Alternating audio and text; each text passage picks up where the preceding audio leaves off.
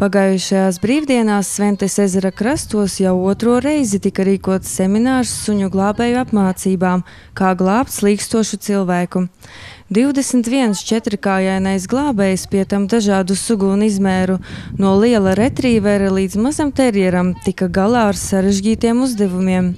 Veiksme lielākoties bija atkarīga no saimnieka un suņa pilnīgas sapratnes. Это вид спорта на самом деле сейчас. Īstenībā šis sporta veids neiedala suņus pēc sugām, piemēram, retrīverus, kuri prot labi peldēt, vai terjerus, kuri tiek uzskatīti par medniekiem.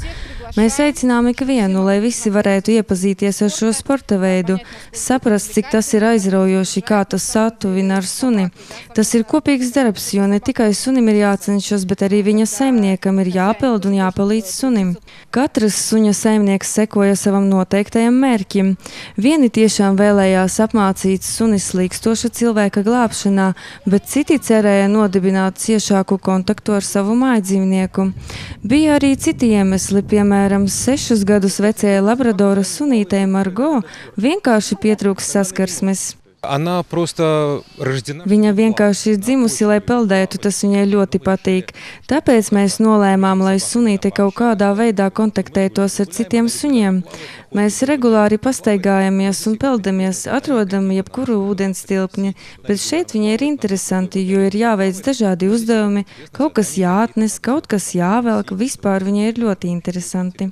Bet, protams, galvenais kursu mērķis ir apmācīt suņus glābt slīkstošus cilvēkus. Šim nolūkam ir izstrādāta speciāla programma.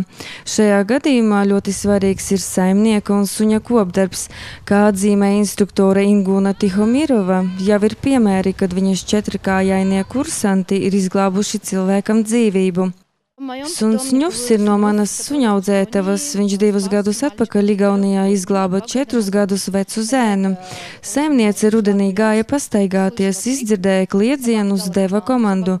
Suns bija apmācīts glābt uz ūdens, un suns aizskrēja. Kad pieskrēja saimniece, tad ieraudzīja, kā suns no ūdens izvilk 4-gadīgu puiku. Šis ir reāls gadījums Igaunijā.